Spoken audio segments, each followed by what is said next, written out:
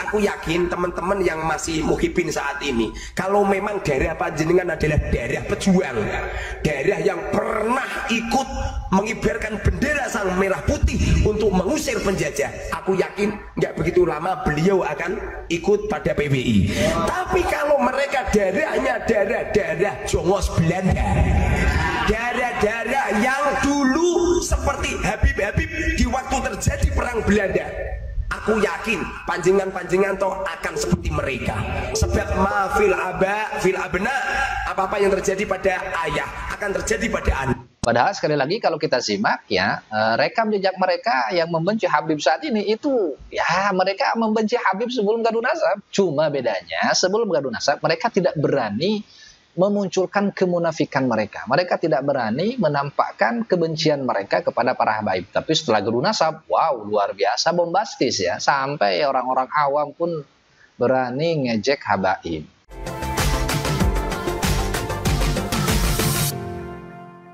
Bismillahirrahmanirrahim. Alhamdulillah wassalatu wassalamu ala Rasulillah sayyidina wa maulana Muhammad ibn Abdullah wa ala alihi wa ashabihi wa dzurriyyatihi wa mawalah amma ba'da.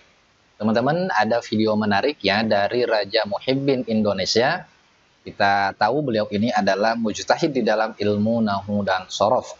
Beliau juga mampu menciptakan generasi santri yang 3 tahun mondok itu bisa megang pondok.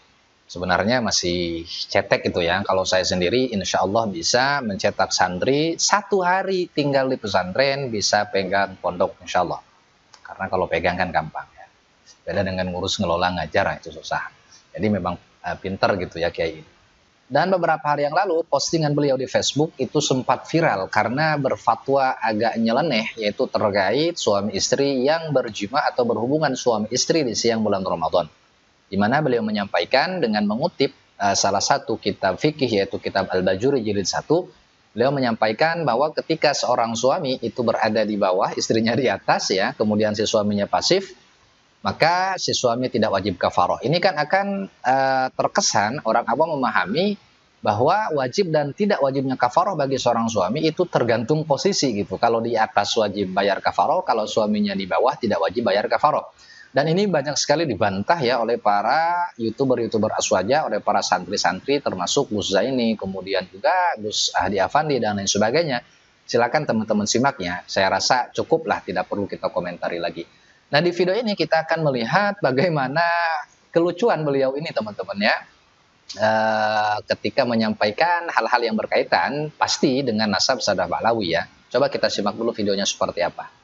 Saya yakin semua anggota yang masuk PWI itu mantan muhibin semua. Saya yakin yang masuk ke PWI itu mantan muhibin semua. Tapi kalau kita lihat ya, rekam jejak digital mereka yang sekarang membenci Habib itu rata-rata mereka memang udah benci dari dulu gitu sebelum gaduh nasab. Nyampe saya diberi julukan sama Yai Imad, saya ini rajanya muhibin di Indonesia, rajanya muhibin ini. Jadi beliau ini dapat julukan dari siapa? Dari Kiai Imad. Bahwa beliau ini adalah raja muhibin. Pertanyaannya, pernahkah teman-teman melihat beliau ini satu panggung, satu majelis dengan para habaib sebelum gaduh nasab? Ya mungkin kalau kenal 1-2 Habib ya bisa jadi. Dan masa iya gara-gara punya kenalan Habib kemudian disebut dengan Raja Muhibbin ya.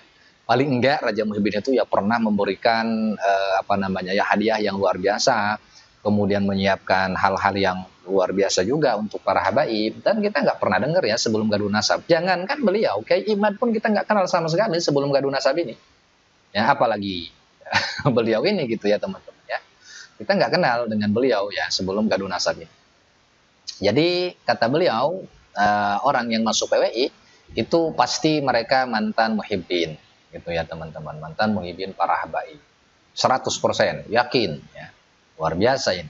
Padahal sekali lagi kalau kita simak ya, rekam jejak mereka yang membenci Habib saat ini itu ya mereka membenci Habib sebelum gaduh nasab. Cuma bedanya sebelum gaduh nasab mereka tidak berani memunculkan kemunafikan mereka. Mereka tidak berani menampakkan kebencian mereka kepada para habaib. Tapi setelah gaduh nasab, wow, luar biasa bombastis ya. Sampai orang-orang awam pun berani ngejek habaib. Jadi luar biasa sekali ya tanggung jawab Kiai Imad dan orang-orang yang mendukung Kiai Imad bertanggung jawab di hadapan Allah Subhanahu wa taala karena sudah membuka pintu kebencian kepada para habaib yang mereka semua ini, Masya Allah, terkadang ada habib yang soleh yang mereka tidak tahu apa-apa. Tapi kalau kata kiai ini, ya mau yang alim, mau yang soleh, mau yang jahat, ya semuanya sama gitu ya. Dan luar biasanya teman-teman ya, orang ini kan juga pernah atau sering malah ya, sering berjumpa dengan Rasulullah dalam keadaan sadar ya, bukan dalam keadaan mimpi. Dan saya yakin, saya pastikan 1000% bohong. Kenapa demikian? Karena tidak ada satupun ulama yang mereka mengaku bahwa mereka berjumpa dengan Rasulullah dalam keadaan sadar itu tidak diawali melalui proses perjumpaan mereka dengan Nabi dalam keadaan mimpi. Jadi semua ulama-ulama besar, wali-wali ya, wali-wali besar itu mereka pasti ya ketika berjumpa dengan Rasulullah dalam keadaan sadar pasti diawali dulu berjumpa dengan Rasulullah dalam keadaan mimpi, sebagaimana dalam hadis ya. Man ra'ani fil manam fasayarani fil yaqdhah, orang yang melihatku dalam mimpi maka dia akan melihatku dalam keadaan sadar. Artinya lewat mimpi dulu baru dalam keadaan sadar. Lah ini ngakunya nggak pernah dalam keadaan mimpi tapi semuanya dalam keadaan sadar. Ini sudah 100% bahkan 1000% bohong. Ya, bohong. Kita lanjut. Jadi aku yakin teman-teman yang masih muhibin saat ini, kalau memang daerah panjenengan adalah daerah pejuang, daerah yang pernah ikut mengibarkan bendera sang merah putih untuk mengusir penjajah, aku yakin nggak begitu lama beliau akan ikut pada PBI. Tapi kalau mereka daerahnya daerah-daerah Jongos Belanda, daerah-daerah yang dulu seperti Habib-Habib di waktu terjadi perang Belanda, aku yakin panjenengan toh akan seperti mereka.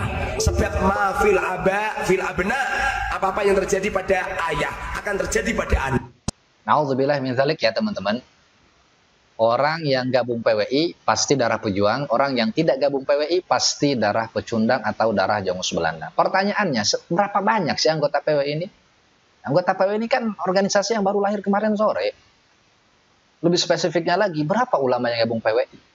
Apa iya mereka cuman yang gabung PWI yang memiliki darah pejuang, sementara ribuan para ulama yang istiqomah sampai detik ini tidak terpengaruh oleh Kiai Imad dan konco-konco seperti Kiai yang satu ini gitu ya teman-teman, yang mujadid katanya dalam ilmu nahu padahal baca kitabnya belepotan. Apa mereka bukan pejuang gitu? La haula wala quwata illa billahil aliyil azim. Ini jelas sekali ya pernyataan yang tidak layak dan tidak patut disampaikan oleh orang yang katanya ya, mujadid ya atau mujtahid dalam ilmu nahu. Sampai memecah belah masyarakat dengan cara seperti ini. Yang gabung PWI itu pasti darah pejuang, yang tidak gabung PWI itu pasti darah pecundang atau darah Jongos Belanda. Nauzubillahi min dzalik. Masa iya seorang kiai seperti ini gitu ya.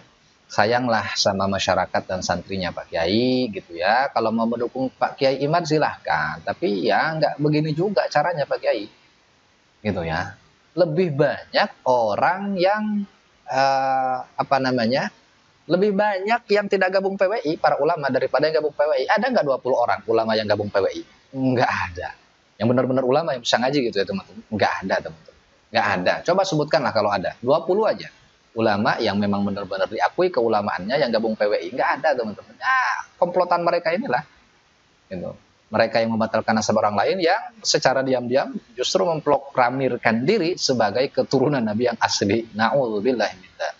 Mudah-mudahan kita semuanya dibebaskan oleh Allah Subhanahu wa taala dari fitnah-fitnah begal nasab, fitnah-fitnah orang-orang yang membenci para zuriyah Nabi Muhammad sallallahu alaihi wasallam. Allahu a'lam.